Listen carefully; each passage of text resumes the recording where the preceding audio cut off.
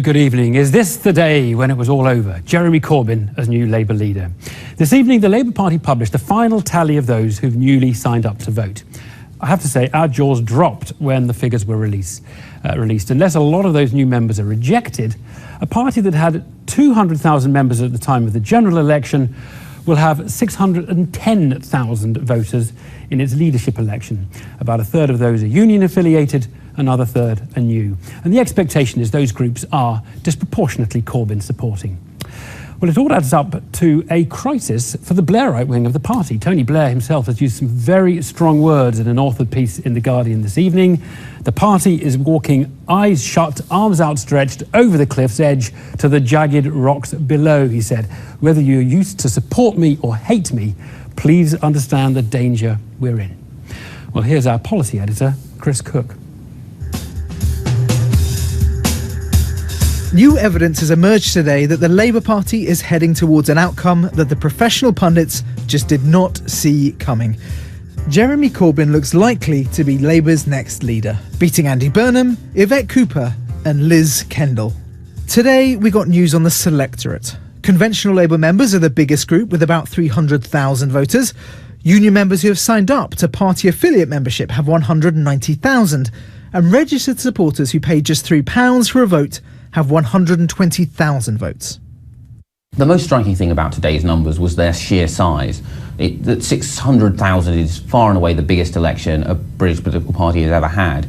And also the lateness of those sign-ups by registered supporters, these £3 sign-ups. Some people have feared that they are from parties outside of Labour that wish to do the party harm. But that kind of thing tends to be well organised. It doesn't happen at the last minute when you might not get in, when the website might crash, all of which is what you'd expect to happen on the final day. The surprisingly large number of non-conventional members makes a Corbyn win more likely. YouGov's last poll had Mr Corbyn heading to victory with 53% of first preference votes. Mr Burnham was in second place with 21%. Now, if you adjust for the new figures, we reckon YouGov implies he'll get 56% of first preferences, and Mr Burnham drops back to just 19%. I'm Labour through and through. Tony Blair has intervened this evening, saying that party unity is less important than preventing the party from making what he sees as the wrong choice, one that he says could be the end for Labour. And today, the three non-Corbyn candidates made an intervention of their own. The big surprise this morning, and the thing the other three campaigns are so worried about, is the number of trade union sign-ups, affiliate supporters, also massively increased. That is something we wouldn't necessarily expect to happen, and it suggests that some of the trade unions may have been sitting on affiliate supporters for a while. And the fear among the campaigns of Yvette Cooper, Andy Burnham and Liz Kendall is what's happened is their contact details have been passed direct to the Corbyn campaign, who've been able to get their message out for longer and through more channels. Obviously, if you can't speak to your voters, you can't get their votes. It should be emphasised that the Corbyn campaign is denying that this has happened, but that is the suspicion of his three rivals. Tonight, the Burnham, Cooper and Kendall campaigns have written together to Labour HQ, raising this as a concern. Meanwhile, worries about entrism among the new membership are still bubbling along. And there's talk of an anti-Corbyn coup that started among MPs, even before he has won. Chris Cook there, joining us to discuss these dramatic new figures. It's exactly a month before we get the results, by the way, of this leadership election. Two Labour MPs. From Sheffield, John Mann, who is backing Yvette Cooper, and from Liverpool, former Minister Angela Eagle, who is herself standing for Deputy Leader. Thanks for joining us, both of you. Angela Eagle, is it now time to just concede Jeremy Corbyn is just unstoppable? He will win. No, we have no idea what's going to happen. I, for one, welcome the fact that the party has grown so substantially since the general election. We had nearly 50,000 new members joining as full members, actually, before anyone got on the ballot for the leadership election. It was a reaction to the problems of our defeat, and it's good for the party that we are attracting new members. Trade union affiliates have to sign up individually now because of changes made a year ago, and I hope that over time we'll get many more than the 200,000 that we've currently got. There are many more who are eligible.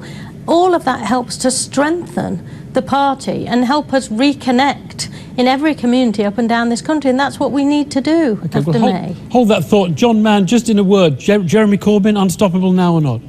Oh, he's stoppable. I mean, don't forget, there were 2 million more people voted when Ed Miliband was elected. So this isn't the biggest election, as your commentator said.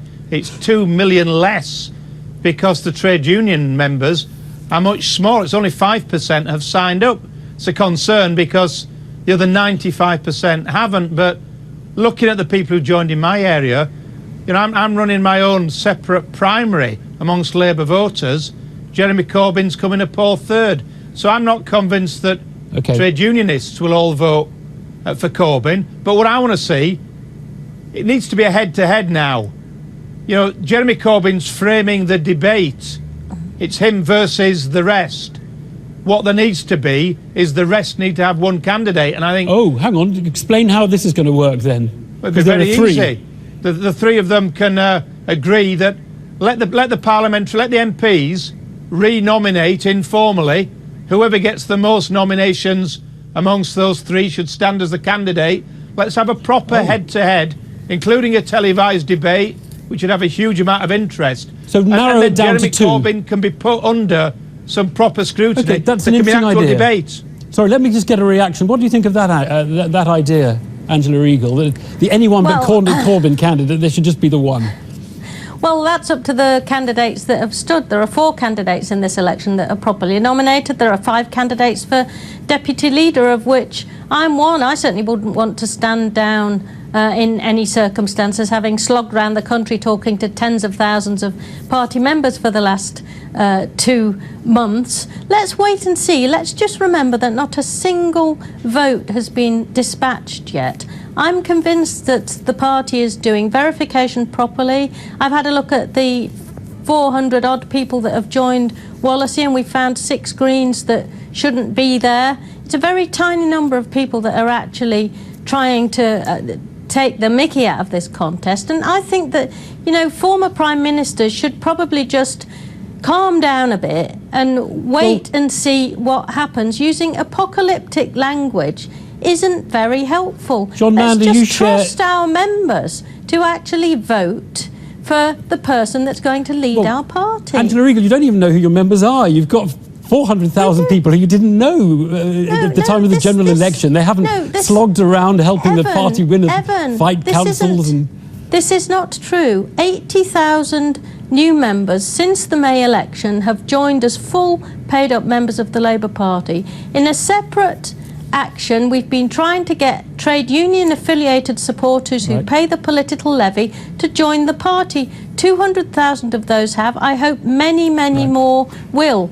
This is not unusual. This is an exercise in reaching out. It's an exercise in democracy. Let's not be hysterical before a single vote has been posted out. Okay. Let's trust our members. John Mann, do you share that view? Well, the trade union members who've joined in my area are Labour voters. But these affiliated people, a number of them are not. The chairman of the Bassett Law UKIP branch, for example, people who voted Tory at the general election. There's over 500 people who've sent the most horrendous abuse to me over the last few months. Stuff that you shouldn't repeat on air because the viewers would start complaining about the language. What on earth's going on when we have over 500 people sending the most vitriolic, often racist abuse to people like me as a Labour Party MP? You know, what are those people doing in the Labour Party? So there are some who've joined for other reasons. Angela Eagle. Listen, John, if there are people like that in your area, you just need to tell the party and they will make sure that they are ineligible. There are processes in place to ensure that we don't have members of other parties or people who are hostile to us in that way voting in our leadership election. Angela, the only way that the chairman of the Bassett Law UKIP was identified was me identifying him, and a lot of those people who are putting the abuse, it's a minority, but it's vitriolic stuff. Some of the stuff that was put about Alistair Campbell today, it's horrendous stuff, and these people have not been removed.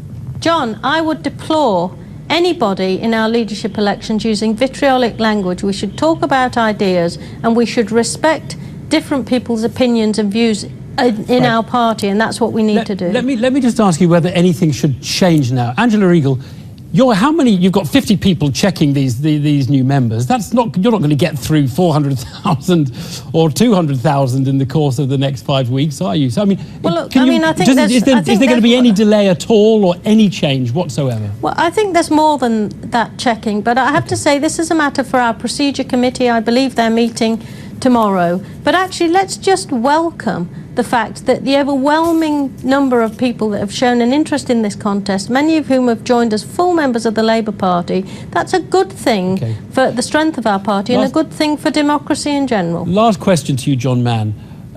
Clearly on the right of the party, there are those who want to stop Corbyn. Are there texts going around between you and other MPs trying to work out what you do, how you stop him, and all that kind of stuff? Because a lot of those on the left are saying there's going to be a real fight here. The right are going to do everything they can to stop us.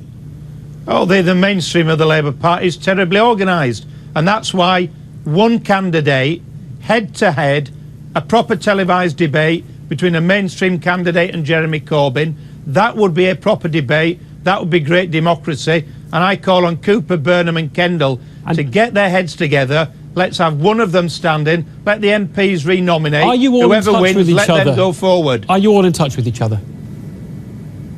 Are you asking me? No, I'm Evan? asking John. The answer is there a plot amongst Labour MPs? No. OK. John Mann, Angela Eagle, thanks both very much.